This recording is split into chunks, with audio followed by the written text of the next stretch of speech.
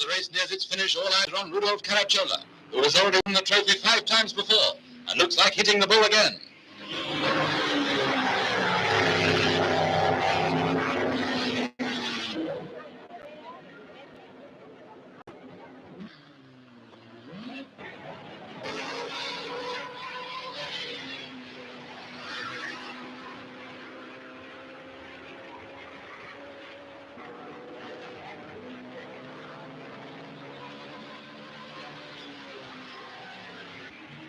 Caracciola and his mighty Mercedes number 12 takes the lead, and the man who has already won the German championship 5 times makes it 6. In 1939 again, Rudolph Caracciola is winner of the big prize and German champion. And now for all you music lovers, it's time for your traffic report. There's a 6... Oh! What is it, Scooby? Can't you see I'm broadcasting here? Pile up on the tri-level got you backed up all the way to the off-ramp. So, if you're traveling this morning, try to give yourself an extra day or two, folks.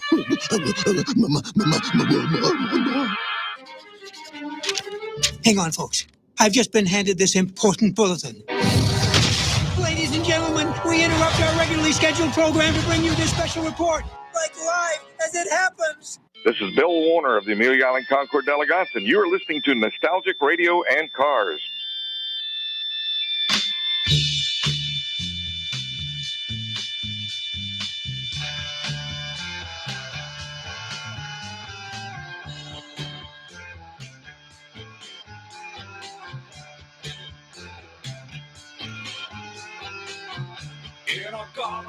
Okay, listeners, welcome. You're tuned in to Nostalgic Radio and Cars. I'm your show host, Robert. Run your computers and Google TAN Talk 1340.com, and you can see us, actually me, live here in the studios in downtown Clearwater. Don't forget to check out our website, GulfstreamMotorsports.com, where you can find out all about us at is it NostalgicRadioandCars.com? That's it, yeah. Good evening, Bobby. How are you doing? Pretty good. How about you? You're driving the studio again. Very good, very good, very good. Anyway, all right, so we got an exciting show for you tonight. We got part 2 with Miles Collier of the Revs Institute down here in Naples. But I'm going to talk a little bit about Monterey Collector Car Week, which is coming up next week. Actually, it's kind of started now. I mean, unofficially, everybody's kind of gathering out there right now. Number of things going on. Obviously, the big thing is the Rolex Motorsport Reunion, which is all the vintage cars. There's usually a few hundred cars, 200-300 cars that show up for that. And honestly, the gate is somewhere around 50,000 people show up for that event over a couple days.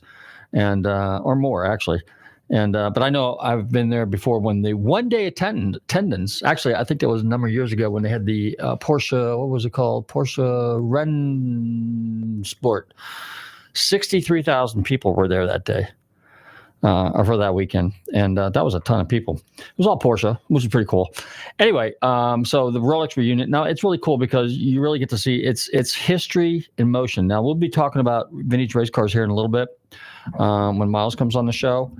And so that ought to be pretty interesting because he's got some firsthand experience. And then, of course, the Revs Institute, which is has some amazing cars. And, of course, we just played that little clip from the 1939 German Grand Prix with, and I cannot pronounce his name right, but Caracciola, I think was his name. He was actually German with an Italian name of all things, but he was born in Prussia at the time. So that was kind of like, that part of Germany, northern Germany. So there was, Europeans are Europeans. Anyway, but he was driving for Mercedes and he won the Grand Prix. Actually won countless races with that very same car in 1938. And then again in 1939. And then of course, winning the Nürburgring Grand Prix.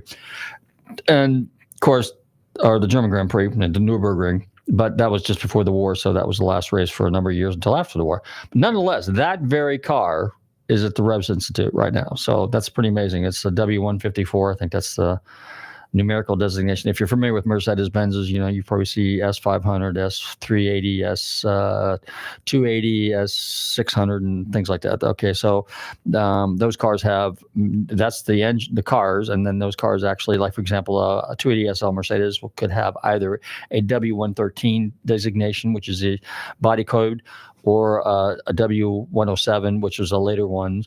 And W190 something is the newer ones that they have out now, and so on and so on. A sedan is usually like a 116, a 123 car, or 126 car, or a 108 car or a 109 car, depending which one it is, So, and it would take me a whole story, just a whole radio show alone, just to break all that stuff down. And, it's kind of like, you get your Ford. America, we were different. We just said, you got a Mustang. Although, if I remember correctly, the numerical designation for the Mustang, the original Mustang, was T5, if I remember correctly, somewhere in the history there.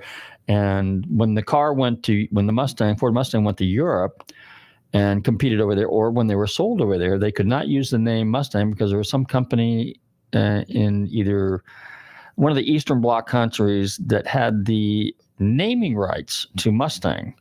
And they wanted a ton of money because Ford wanted it. And Ford says, that's okay. We'll just change the name to the T5. So if you see a Euro export car in Germany, a Mustang, it's going to have and I've seen this because I lived over there when I was a kid, it has a T5 badge on it. You can Google it if you want to fact check me. Anyway, so Monterey Collector Car Week is commencing as of this weekend. So kind of like one of the kickoff events is Monterey Historics, or the Rolex Monterey reunion. And then, which is at the Laguna Seca racetrack, which is one of my favorite tracks. I've never driven it, but I've ridden it plenty of times, and it's very exciting. As well as Sonoma Raceway, which is the old Sears Point, which I think they call Sonoma again now, but it was Sears Point back in the day, which is also one of my other favorite tracks, and that's up closer to where I grew up in Northern California. Anyway, so is it WeatherTech now? No. Laguna Seca's WeatherTech. Yeah, I know. Seca. Whenever I had everybody on from WeatherTech, I always goof that up, and I forget to say, because us old schoolers just call the tracks by they are. It's like the Tampa Bay Stadium. Whose name's hanging on the side of it? I don't even know. James, yeah. Okay. So I would say the Tampa Bay Stadium, this Tampa Stadium, but if you want to be politically correct or advertisingly correct, you would say the Raymond James thingy. Just like what's the hockey arena over there? It's called Amalie. Okay, so Amalie. Now here's a funny thing about advertising. Yep, it's Sonoma. It's Sonoma. Yep. Okay. So anyway, Amalie Arena. Now, most people probably don't know what Amalie is, but Amalie is actually oil. It's an oil company. It's a company in Tampa that produces oil, and they have a whole Wolf's Head's another one of theirs, and a couple other ones. I think Grease Lightning's another thing that they do. So they private label a whole bunch of stuff, but they're actually a oil processing plant. Of course, they're right there over at the port, and they bring all the raw materials in and they process it. And then if you're an XYZ company and you want a batch of oil with your name on it, Bob's Oil, let's say my own oil, Bob's Oil, and Nostalgic Autos Oil, or Nostalgic Radio Cars Oil, or whatever you want to call it. Basically, I go to them and say, hey, look, I want you to mix a little of this and a little of that and post more of this, and kind of makes me like my little witch's brew, so to speak. And then poof, put it in a nice little, package it nice in a little jug. So a little bottle, and then I want to distribute it to AutoZone and O'Reilly's and Walmart and everybody like that, and put it online. And then I'll have my very own my old Bob's Oil. It's really good stuff. You got to try it. And I just got an idea there. So anyway. I mean, it's a simple name. If you stop and think about it, it's kind of like a few weeks ago or months or so ago, we had Gene Teston on and the other guy. And we're talking about Garage One, which is basically a automotive conditioning kind of car line of detail products. Detail product, exactly. And so and there's a company that basically you it's not like something you whip up and you cook up in your kitchen. You basically go to a distributor or someone like that, or you find a chemist. And right, and you have him whip up your own little witch's brew, and then you market, you come up with a name, and you market it, and off you go. It either turns very successful or it doesn't. But everybody's getting to that. I mean, Bear Jackson's got their car detail stuff. Jay has his, obviously. So, anyways, all right. So let me get down to Monterey Collector Car Week, and again, if you've never been there. And it's gotten outrageously expensive, but it's the show of shows. I mean, if you, it's kind of like Ferruccio Lamborghini said, if you want to be somebody, you drive a Ferrari. If you are somebody, you drive a Lamborghini. Well, it's kind of like if you are somebody, you might go to the Detroit Concourse, but if you or you want to be. But if you are somebody, you go to Monterey. How about that? Is that kind of a decent analogy? Anyway, so Monterey. All right. So we got, obviously, we got a number of events. You've got the auctions that are there. You got Meekham's that's there, which has got a ton of cars. You got almost over 1,000 cars. So a big shout out to my friends over at Meekham. You got Goodings. Goodings had a ton of cars over there. I think they got something like 200 some odd cars going through. Very, very, very exquisite cars. And of course, RM, which is the creme de la creme of auctions, RM Sotheby's. And a big shout out to my friends over there. And they do a very, very, very good job. And they're at the downtown in Monterey at the Portola Inn. And they've got some fascinating cars go through there. Then, of course, you've got Legends of the Autobahn, which is all German cars. It's a big car show. It's open to the public, is what's really cool. Then they have our friends over at Grassroots Motorsports. They're in Pacifica, which is a little town nearby there, a little fishing town, so to speak, in the Monterey Peninsula there. And they've got a big event there, and it's a car show thing, and it's free, again, open to the public. It's pretty cool. And you just walk the streets, and the cars are just lined up there. It's pretty neat. And then on Friday, you've got the Porsche Works reunion, and that is actually open to the public, and it's free, although they hammer you for $50 to park your car. But other than that, if you got a Porsche, it's no big deal. Sell a couple lug nuts and you got $50. So, or your center caps, whatever. Anyway, but that's an all day event. And then see what else. And then you've got the Concorso Italiano, which is on Saturday, and some of the finest Italian cars there, and some really, really well known Italian designers show up there. People from the automobile, the actual industry. If you're over there, a couple of years ago, they had some Ferrari people there. They had Pininfarina people there. They had people from Zagato there. These are the design houses that are actually in Italy. That Bertone, which are names that you're probably familiar with. Obviously Lamborghini, and I got a chance to meet Ferruccio, Lamborghini's son, which was kind of cool. I got to meet I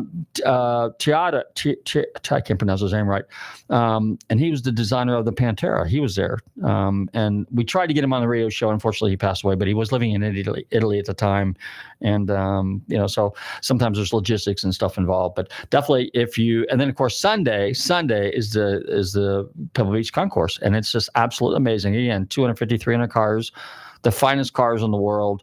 And they're broadening out a little bit. They're kind of doing what Bill Warner did with Amelia Island. They've got basically, a pre-war car that wins an award and a post-war car, which is the way it should be. They've got motorcycles there. They've got sports cars. There are a lot of sports cars. And of course, the heavy American classics from the turn of the century to the 30s, pre-war cars. So, and our friend Miles Collier from the Revs Institute has a number of the cars on the lawn there. So we're excited for that too, because they may have something there this year. I don't know. We'll find out when we have him on the show here. And on that note, okay, big shout out to all my friends. Big shout out to my buddies up there, my new friend, because I told you guys last week that my computer screwed up. So what's the name of the company up there in Crystal River Computer? Yeah, so Noah, if you're listening, big shout out to Noah. He's trying to figure out why my computer crashed or whatever that thing is, and why whatever did all kinds of weird stuff.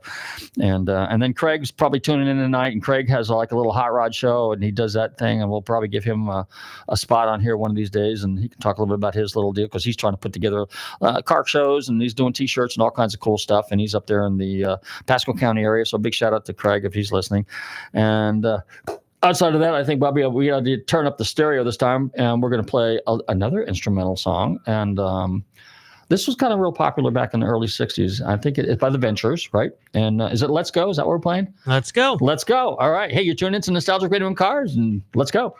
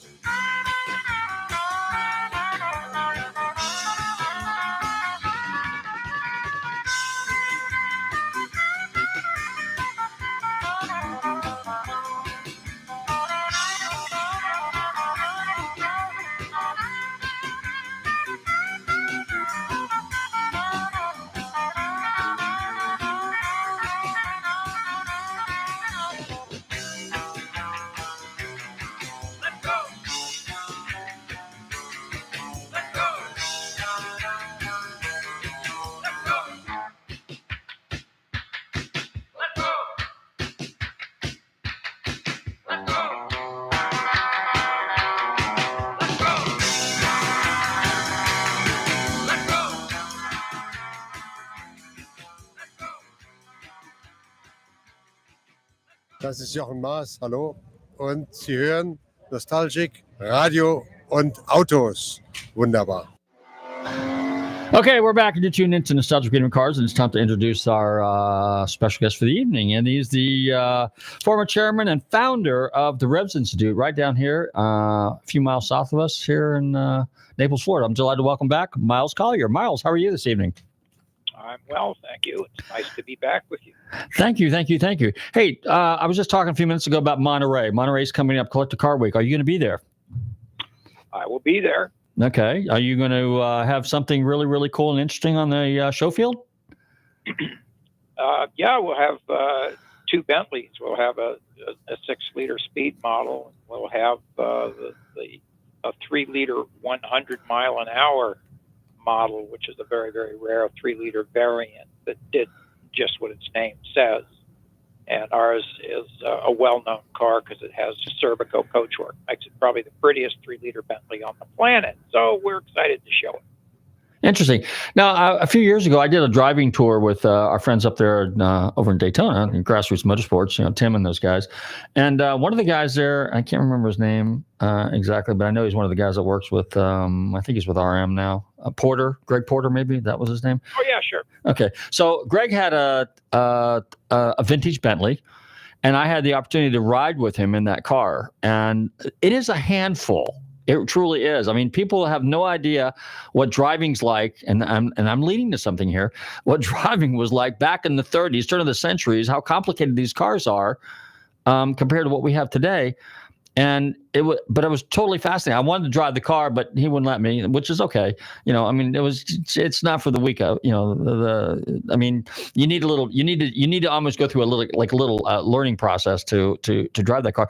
Do you get to drive those cars very often? And have you driven those cars? And what are your thoughts on those and compare them to what we got today? Well, I get to drive them occasionally. Part of what Revs Institute is that we're basically, for all intents and purposes, an institution. Mm-hmm. And as an institution, it's probably not appropriate for me to just drive all the damn cars anytime. So we try to be very cautious and have professionals drive the cars. That having been said, I have driven Bentleys.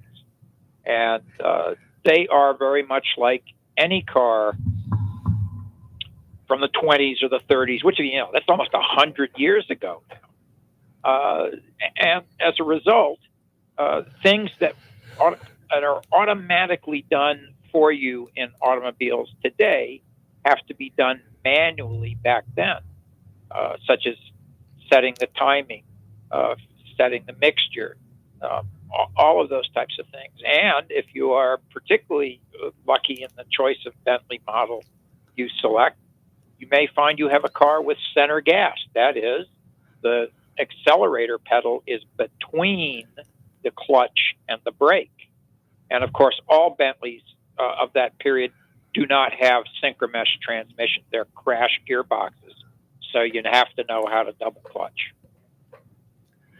So I guess where this question is going to kind of go is, they talk about how we have this new innovative stuff that we're incorporating in automobiles. And I would say probably not within the last few years, but let's say probably in the late 90s, early 2000s and stuff. So for example, let's talk about multi-valve cylinder heads. Let's talk about porcelain-coated engines and components. Let's talk about overhead camshafts. Let's talk about, even early fuel injections. Some of this stuff was around 100 years ago. It's just that it was kind of cost prohibitive in a way, and it was really used mostly in racing applications. But today, because of the costs and available and technology, we can produce these things on a larger scale, obviously, and more affordable. And the engines run relatively efficient. So my question to you is if when back in the day when this technology was around, even though it was, in its infancy, so to speak, did the engines really operate on a much more efficient level compared to, let's say, a classic L-head, flathead motor? When you had all this technology, the multi-valves, the overhead camshafts, and things like that. Well, remember that early high-performance engines, as you say, have been with us a long time. The first double overhead cam four-valve engine in history was built for the 1912 French Grand Prix. And that was in a Peugeot. And that car had a much smaller engine than its competitors did that were L-heads and other types of not as good breathing engines as the Peugeot. And it promptly walked away from everybody. The power outlet compared to a four-valve twin-cam engine of today, of course, was negligible, had very low compression ratios. Basically, the whole idea of trying to optimize breathing, which the term for that might be brake mean effective pressures, the way you measure how full the cylinder is filled with the gas-air mixture, et cetera, was not good. But nevertheless, the benefits of the twin-cam four-valve system were apparent even at a 5-to-1 compression ratio and so on. So, the other way to think about it, I guess, is we've always had power throughout the life of historical motor racing right up to the present. What we've not had until fairly recent is grip. That is the lateral acceleration you get from tires. Okay, so it's like I'm not sure if this is a real comment that Carroll Shelby made. He says, horsepower is not the problem, traction's the problem. So does that kind of like go along with what you were just talking about right now? That's exactly the case. Okay. Cars in 1925 had plenty of power. There was no issue with that. The issue was they didn't have any brakes and they didn't have any cornering because they had little tiny narrow hard rubber tires. And nobody understood that stuff, and the suspension systems were crude. Did aerodynamics play a role in early racing? When was it kind of like implemented? When did they kind of like correlate the two? Aerodynamics can be thought of as going back almost to the beginning of motoring. Now, not as a common practice, but as individual examples. So we think of the Stanley steamer Wogglebug that ran on Daytona Beach and sadly was crashed, but the numbers that were coming out of that run were, 130, 140 miles an hour, and this is in 19-aught whatever with a steam car, and the thing looked like an upside-down canoe. We think of the 1903 Paris-Madrid race that was called due to the carnage that ensued from that in Bordeaux, and the leading Moors that won that also had an aero body on it. Again, it looked like a boat upside down with four wheels sticking out. So the idea of aerodynamics and of aero drag was something that was at least perceived of and understood by some people. But the modern understanding of how aero works to produce downforce and how you manage the drag versus downforce trade-off, et cetera, is something that really hasn't happened until well into the 1970s. A lot of people aren't aware of the fact that Ormond Beach is considered the birthplace of racing here in the United States.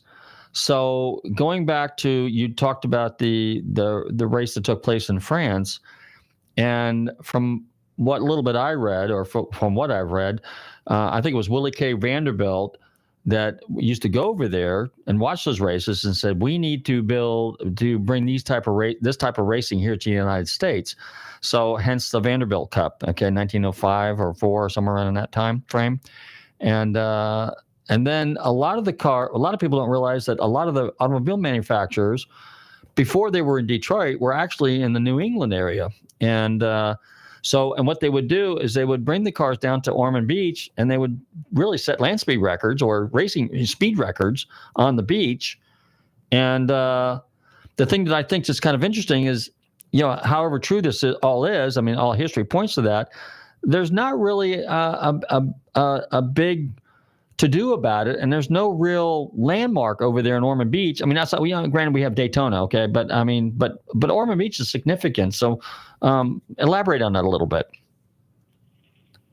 Well, I mean, I think you said most of it is that in the early days of the automobile, they had various types of competition. One of them was basically to see how fast you could go. And ultimately, that turned into the formal attempt on the land speed record.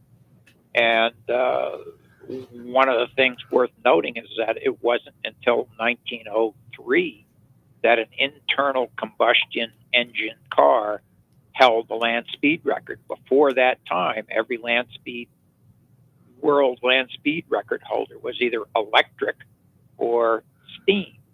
So, the tradition of racing on the beach up at Ormond Beach, Daytona, and the Northeast Florida beaches is something that lasted well into the late 1920s, early 1930s. You had John Cobb coming over from England with cars. You had some domestic attempts. Frank Lockhart driving the U-16 Miller land speed car, the Blackhawk. Some really amazing stuff went on there. Do you talking about racing now, and we were talking about the engines earlier and the compression ratios, which you said were like 5-1 back in those days. And of course, obviously now we know that compression makes power. And even in the 70s, 60s, and 70s, a lot of cars were 10.5 to 1, 12 to 1, from the factory. And then you have to remember that they had gasoline that exactly. I'm making this up. An octane rating that was about 30. Oh wow! I'm No, don't believe that. I'm just making that up to make my point. Right. Okay. Right. I mean, today, you want 91 octane at the pump. Back in the Sunoco 260 days, you could probably get 101 or something. Yep. Racing gases today are we use 106 octane racing gas. In those days, gas chemistry was not understood. Okay. And if you think back, it was, I think it was Kettering with General Motors who came up with the idea of adding tetraethyl lead to gasoline, and that finally got octane numbers up where you could actually build a high compression engine. And as you say, compression makes horsepower. So those early cars, they were running on something that was just a notch up from kerosene, and you couldn't run any compression. Interesting. Now, what about the use of alcohol? Like, what did the Indy cars run? They ran pretty much alcohol and methanol, or is that what they ran? Methanol, yeah. So that's highly... And methanol was used in a number of racing venues. Okay. Racing Bugattis back in the 20s. I won't say all of them ran methanol, but a significant number did. And that's one of the reasons why when you run like a Type 35 Bugatti today or Type 51, the typical Bugatti-looking Bugatti, they really have no more radiator capacity than they absolutely can just scrape by on. And they're a hell of a lot happier on methanol than they are on gasoline because they run cooler. And if you run gasoline, they have a tendency to boil on hill climbs and things like that. Interesting. Ran into that problem all the time on the Colorado Grand and the California Millie and those kinds of tours. Did the cars that ran on methanol, what were their compression ratios? Well, you're hitting me with all these trivia questions. I don't know the answer. Okay. I would say that by the when I was talking about 5-1, we're way back in 1912, 1913, and so on. By the time you're in the 1920s, they're probably in 8-1 or something like that. And then remember, by the 1920s, things like a 91 Miller was running a centrifugal supercharger. So their effective compression ratio, when you added the boost from the centrifugal supercharger, was pretty substantial. Interesting. They made 200 horsepower out of 91 cubic inches, which isn't bad for 1927. No, that's very good. Well, let me ask you this. Is it true that the supercharger was basically something that was developed for airplanes and then applied to automotive? Is there truth to that? I believe that's true. Okay. That's my understanding, but I wouldn't want to be deposed on that topic. Okay. Well, I'll tell you what. Let's jump into this one. You have a background of doing some vintage racing yourself, so racing some vintage cars. Tell us about some of the cars that you raced and when you were racing, when you were fairly active. And I guess that was what, in the 60s, 70s, 80s, somewhere around that time? Yeah, well, in the 1960s, early 70s, I ran a E-production Porsche Speedster in the Northeast, in SCCA club racing, regionals and national races, things like that. Did that for 3 years or something like that. And then later on, when I got into collecting historical automobiles, then I started historic car racing. And the car I ran the most was a Porsche Works 914-6 GT. And I also had a 911R. And my friend Bruce Jennings, probably heard of that name. Oh, yes. My friend Bruce Jennings used to drive the 911R, and I'd drive the 914-6. And we'd go to vintage races together. That was a good time. Was the 914 GT, it wasn't one of the steel roof cars, was it? It's not a steel roof, but the vinyl roof that you think of as being removable from a 914-6 road car is permanently bolted to the car. Okay. The 914-6 GT. So but it still has the leatherette, crinkled, vinyl cover on it. Yeah, I think I'm confusing it with the 916, which You're thinking of a 916. Yes, right. Which has welded on. Right. All right. So the 914 GT, now there was some factory produced 914 GTs, and then you could actually go to Porsche and buy over the counter a kit. Yeah. Okay. The majority of 914-6 GTs were sold as kits. Oh, okay. And don't get me wrong. A kit built 914-6 GT is absolutely as legitimate as a factory built car. Okay. The factory basically either built the cars for their own use, or they built them for what they'd call friends of the house. And the majority of people that ran 914-6 GTs built them themselves with one of these kits. Okay. The Brumos car, was that a real GT? Well, as I say, they're all real. Oh, okay. I don't know I don't recall. I think Brumos had two cars. Yeah. No, that's Ralph Meany. I'm sorry. Brumos may have just had one. The orange? Oh, okay. Whether they built it themselves or whether they bought a car from Porsche, I don't know. I mean, one theory would be if you've got really good fabricators and you've got a really great race shop, why not buy the kit and do it yourself? Because you can absolutely guarantee that everything is done as good as can humanly be done. Now, since you've driven both cars, did they both have 2 liters, 2.2s in them, or what kind of engines did they have in them back in the day? The ones you were running? The 914-6 was homologated by the FIA as a 2-liter car, 1991 cc's. Okay, and then one of the problems that Porsche had in trying to sell 914-6 GTs is that the 911 of that period, I believe, was 2.2 liters. So why would you spend as much money for a 911 on a 914-6 GT that had less power and a smaller motor? So selling 914-6 GTs to racers was a bit of a challenge. Okay. Well, now since you've driven both cars, what were the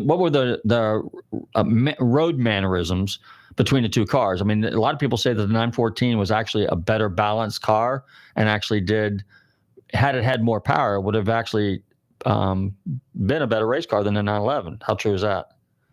Well, one's mid-engine and one's overhung out the back, and you can infer from that the mid-engine configuration is going to be better, and it essentially was. On the other hand, if you're a decent pilot and you can deal with hanging the tail out, there's probably not second's worth of lap time difference between them, or a tenth of a second worth of lap time difference between them. If the motors are the same size and that type of thing. Okay. Now, well, since I have you here right now, is what would be something that you'd like to share with us a little bit? What is pick a topic that you kind of want to talk about? I'm always kind of open to that a little bit. I know we were talking about collector cars. Let's talk about where do you think? How do we get the younger generation involved? Where do you think we're going with this? Monterey's coming up. We got a number of events coming up. You got Chattanooga, you got the Hilton Head, you've got Audrain coming up. Yeah, well, I think that the issue is that, first of all, I'm not in agreement with the thesis that younger generations aren't interested in cars. I believe that there's a pretty significant cohort of young people who are interested in automobiles, driving automobiles, collecting automobiles, fooling with automobiles, racing automobiles, et cetera, et cetera. What needs to be done is to let them discover the aspects of the automobile that they resonate to in their way. So by thinking you'll solve the problem by having a lower price admission ticket to Pebble Beach isn't going to do anything, because the younger generation of collectors doesn't care about Pebble Beach. What they like is something like Luftgekult, which is a pop-up one-day event, and it's much more spontaneous, and they like that a lot better. On the other hand, we've also seen that if you create classes for younger collectors where they can excel, that you get a pretty strong following, which is why Audrain, with their concours, have a 30 under 30 class, which means that the collector has to be less than 30 years old, and he or she has to have spent less than $30,000 on their show car. And that is a really interesting field, and it has an enormous amount of enthusiasm from the participants. But, things like drifting or tuner cars or, all of those kinds of sort of oddball, as we, the older generation, might look at it, events are things that appeal to the younger generation. Let's see more of that stuff. Personally, I love drifting and tuner cars. I think they're really interesting. So now, where does the Revs Institute fit into this? Do they have plans to maybe host these type of events in South Florida or elsewhere? Revs has a mission and a vision that basically says that Revs wants to be the single most useful resource for the historical and meaningful car community worldwide. That's a big order, but that's where we're headed. We want to basically be the place that you go to for when you're looking for a resource to help you with some issue that you may have with your meaningful or your collectible historical automobile. And whether that's a historic background or whether it's technical stuff or what, the areas that we're interested in being part of the conversation is first and foremost care and use protocols, which we call praxis. So we want to be the place you come to for discussion of some of those kinds of things. Then there's connoisseurship, which is all about authenticity, originality, why two relatively similar looking cars, one of which has much higher historical or aesthetic or technological value than the other, those kinds of things. And the idea of legacy, which is about the history of the automobile, where it's been, what it's done, the context that it's been found in, et cetera, et cetera. And then finally, society, which is how do we make the case to people who aren't all that interested in cars that automobiles are one of the most consequential artifacts of human legacy of the 20th century. Now, so, it's a broad variety of things that we're interested in. Okay, now I'm going to say this and then correct me, okay? So let's just use SVRA as an example. So SVRA, 1972 is the cutoff for true vintage cars, provided they have, racing history and everything like that. So when you're talking Revs Institute, history, legacy, what year, is there a year cutoff? Is there, what are we talking about there? So is there an era? We roll forward with the years. Okay. The cars that Revs collects has nothing to do with the idea that Revs wants to be a resource for the historical car community, because every year that goes by, you get one more graduating class of historical cars that go from being, modern to being historical. Okay. And understand that what I said was the historical and meaningful car community. What the heck's a meaningful car? A meaningful car is a car that's meaningful to its owner. Doesn't have to be meaningful to anybody else. But we're interested in helping people who are interested in engaging with the automobiles and automobile communities around cars of any given year and type, because we think that it's one of the great community building vehicles that are out there in the world. And people today, especially younger people, are not exposed to the material world to the extent that they should be. People don't know, nobody knows how to repair a toaster. I mean, what's going on?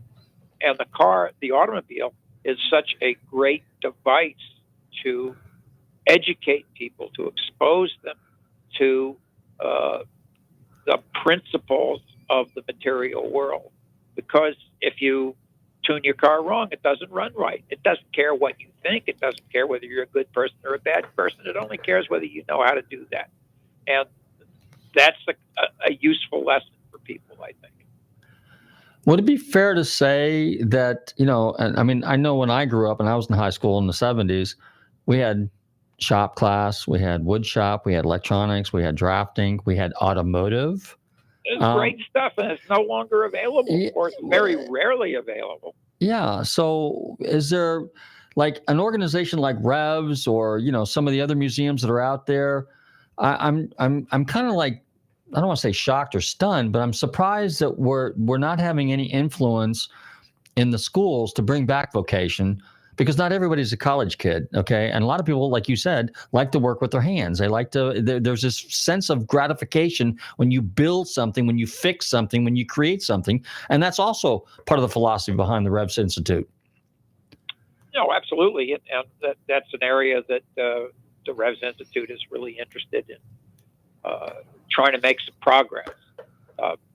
For example, at the moment, we have a wholly owned subsidiary of the Revs Institute, a not-for-profit, called Revs Ed. And Revs Ed is all about teaching people, male and female, old and young, say starting in around age 10, going up to as old as you want to contemplate, on how to work on old school cars.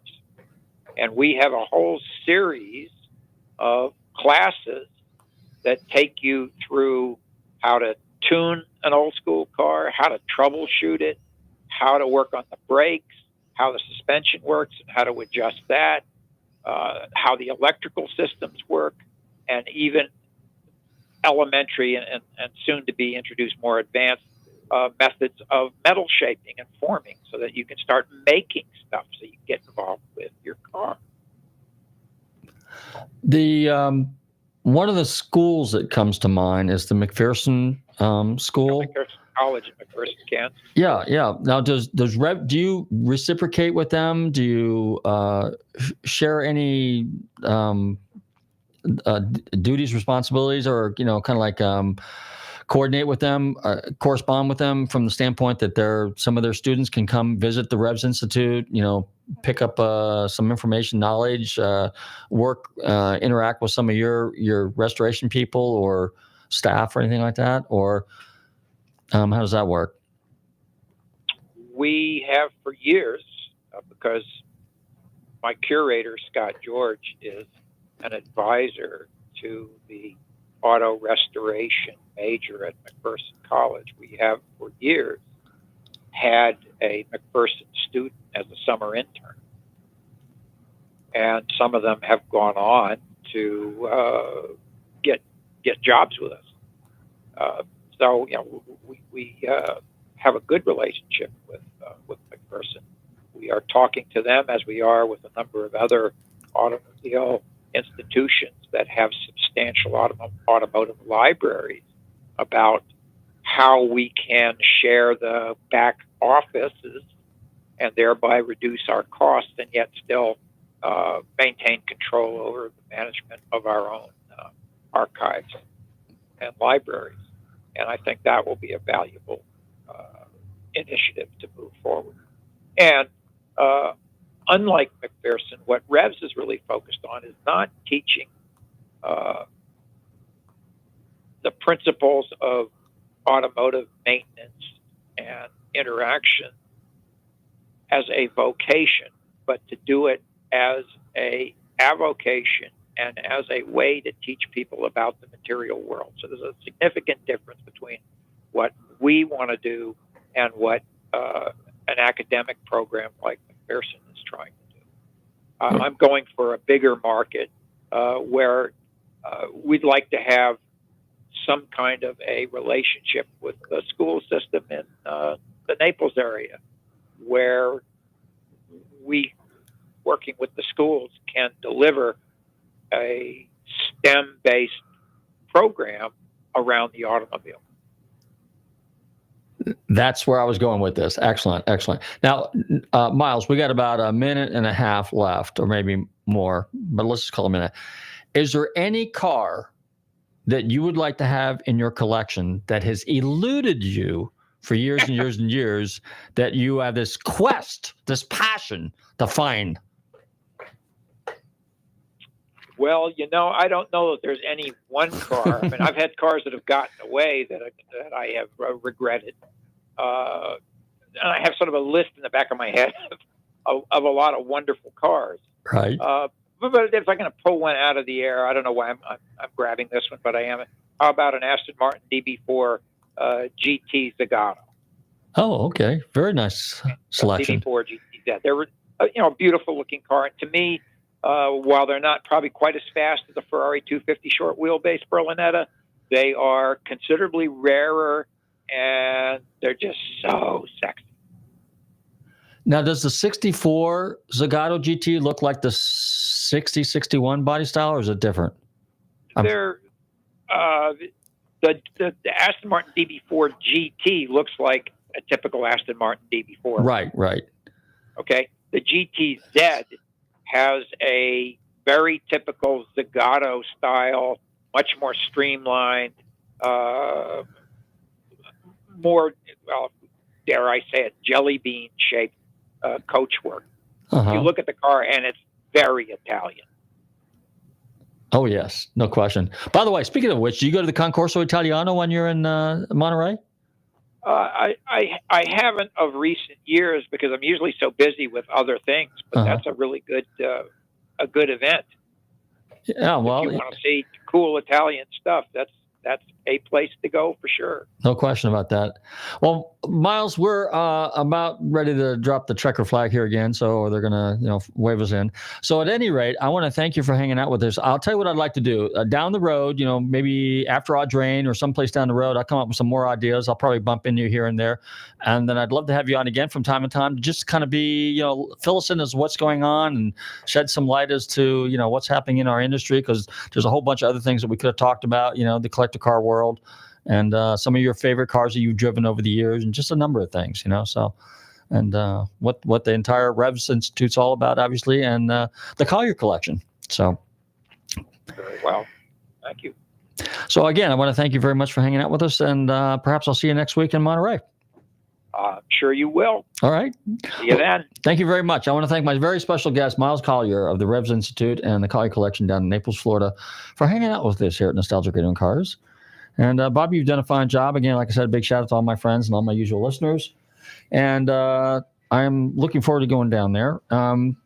what am I talking about here? How much time we got, Bobby? Got a minute or so? We got 1 minute. 1 minute? Okay. So anyway, like I said, Monterey Collector Car Week's coming up.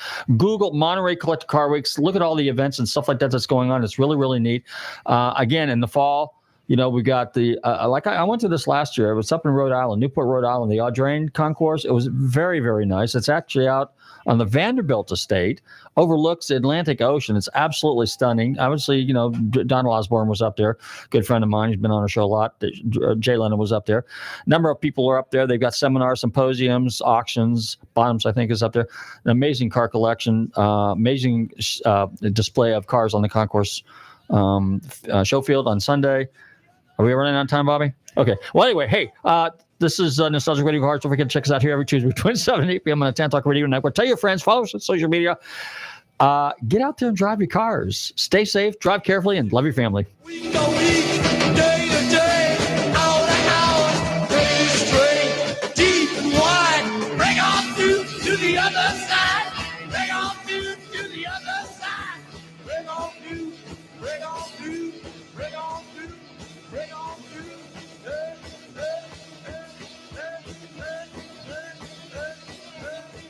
WTAN, Clearwater. FM 106.1. WDCF, Dade City. FM 102.3. Listen. This is CBS News on the Hour, sponsored by Progressive Insurance. I'm Jennifer Kuiper. Democratic presidential nominee Kamala Harris holds her first rally with running mate Tim Walz